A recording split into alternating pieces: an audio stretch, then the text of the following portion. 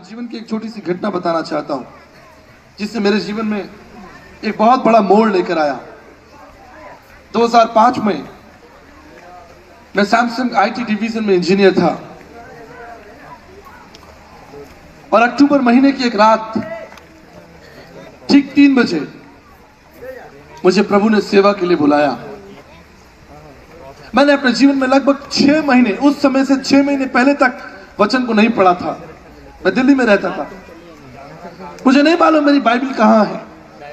मैं प्रभु को प्यार तो करता था, प्रभु के प्रति मेरा समर्पण भी था, लेकिन अस्त व्यस्त जीवन की वजह से मैं बाइबल को, परमेश्वर के वचन को समय नहीं दे पाता था। रात को 3 बजे परमेश्वर ने मुझे खड़ा किया और मुझसे कहा, सुनो सुनो, बिल्कुल आदम के समान सुनो। उस रात मानो मुझे बुखार आ गया। मैंने परमेश्वर की एक भरपूर उपस्थिति को देखा। उसने मुझसे कहा, आज का दिन, आज का सवेरा दिल्ली में तुम्हारे लिए आखिरी सवेरा है। मैंने तुम्हें अन्य जातियों के लिए चुना है। मैं तुम्हें दूर दूर, प्रेरितों के काम 22-21, ये वचन प्रभु ने मुझे दिया। I will send you far away to the Gentiles. मैं तुम्हें अन्य जातियों के बीच दूर दूर भेजूंगा। मेरे प्रियो, यह आसान नहीं था। मैं एक बहुत अच्छी सैलरी पर काम करता था। मेरी होने वाली पत्नी भी एक बहुत अच्छी सैलरी पर काम करती थी। हमारे पास धन तो था, लेकिन जीवन का लक्ष्य नहीं था और हमें नहीं मालूम था कि हमारे पास जीवन का लक्ष्य नहीं है। बिल्कुल एक मुसाफिर के समान जो चला जा रहा है। उसे लगता है कि वो अपनी मंजिल की तरफ बढ़ रहा है, लेकिन जीवन के एक मोड़ पर उसे लगता है कि मैं गलत आ गया। मैं चल रहा था, मैं सोच रहा था कि मैं इंजीनियर बन गया हूं, अब मैं कुछ हो गया हूं, अब मेरे जीवन में वो मुकाम, लोग मुझे आदर के साथ देखते हैं। लोग मुझे कहते हैं, ओ आप सैमसंग इलेक्ट्रॉनिक्स आईटी डिवीजन में इंजीनियर हैं। मैं अपने रिश्तेदार, अपने मित्रों के सामने शान से बैठता हूं, बड़ा मजा आता है, लेकिन वो मेरे जीवन का लक्ष्य नहीं था। मैं तो अंधकार में था। ये तो एक गफलत थी, ये तो केवल एक मजाक था। लेकिन उस रात जब परमेश्वर ने मुझसे कहा, उठ, मैंने तुझे दूर दूर अन्य जातियों के लिए भेजा है, मैंने उसी रात निर्णय लिया। ठीक सवेरे 10 बजे जब मैं अपने ऑफिस पहुंचा, मैंने अपना रेजिग्नेशन दे दिया। यह आसान नहीं था। जब हम जवान होते हैं, हमारे आगे एक लंबा भविष्य होता है, बहुत सारी उम्मीदें होती हैं, बहुत सारी ख्वाहिशें होती हैं, हम बहुत कुछ करना चाहते हैं, हम संसार को जीत लेना चाहते हैं। जवानी के आलम में हमें लगता है कि हम और क्या कर सकते हैं, हम कहां पहुंच सकते हैं, हम अमेरिका जा सकते हैं, हम देश विदेश की यात्रा कर सकते हैं, हम बहुत सारे धन को कमा सकते हैं। यही तो हमारे जीवन का लक्ष्य होता है। लेकिन प्रभु ने कहा, मैंने तुझे दूर दूर अन्य जातियों के लिए पास भेजा है। मैंने अपने घुटने टिकाए और प्रभु से प्रार्थना की। दूसरे दिन मैंने अपना त्याग पत्र दे दिया। त्याग पत्र देने के बाद मैं वापस आगरा आया और मैंने अपने जीवन की सेवा को शुरू किया। प्रभु मुझे कई शहरों में लेकर गए, कई राज्यों में लेकर गए। प्रभु का वचन सीखते सीखते मैं आगे बढ़ता रहा। लेकिन जब 2007 में मैं जयपुर आया, आसान नहीं था। बहुत सारी चुनौतियां थी, बहुत सारी असंभावनाएं थी। मैं और मेरी पत्नी, हम एक अच्छे परिवार से आते हैं। मेरे पिताजी रेलवे में अधिकारी हैं, मेरे ससुर साहब हिंदुस्तान एरोनॉटिक्स में मैनेजर थे। मेरी पत्नी भी एक बहुत अच्छे परिवार से आती है। लेकिन हम जयपुर शहर में जब हम आए, हमारे पास कुछ नहीं था।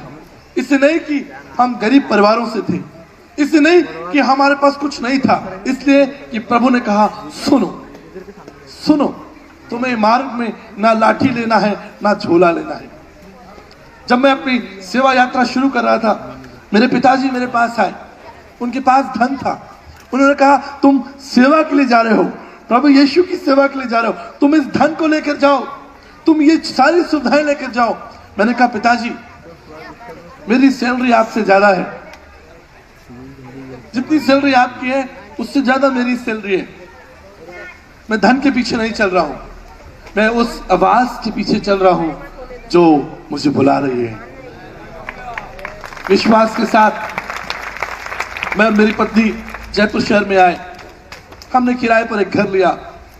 आप देख रहे हैं इस समय गर्मी हो रही है और यहाँ पर ये टेंट लगा हुआ है। हमने तीसरी मंजिल पर घर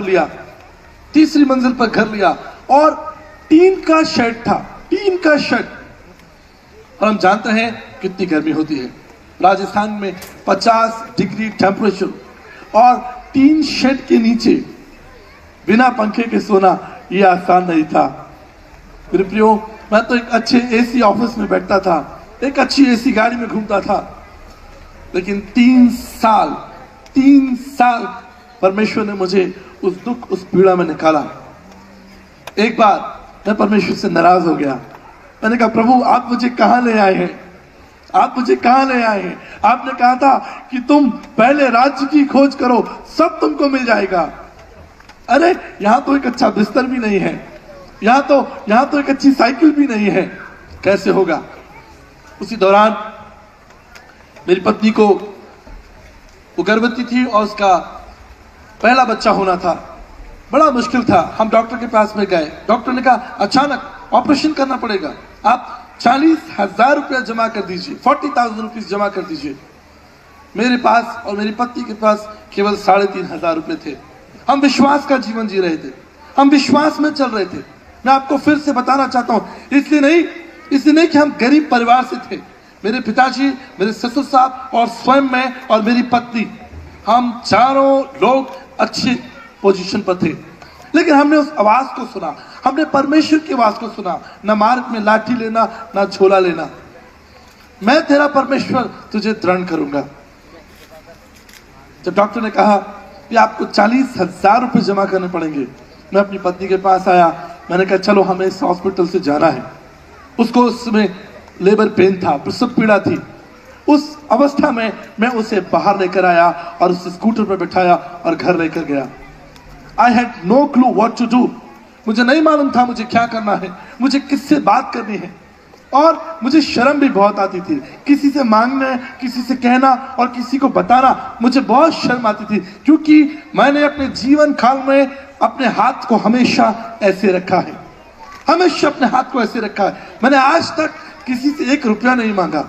लेकिन परमेश्वर, आज आपने मुझे कहां खड़ा किया है? क्या मैं अपने पिता को फोन लगाऊं? क्या मैं अपने ससुर साहब को फोन लगाऊं? क्या मैं अपने मित्रों को फोन लगाऊं या दूसरे पासवानों को फोन लगाऊं? मैं क्या करूं? प्रभु मैं कहां जाऊं? मैं कहां से शुरू करूं?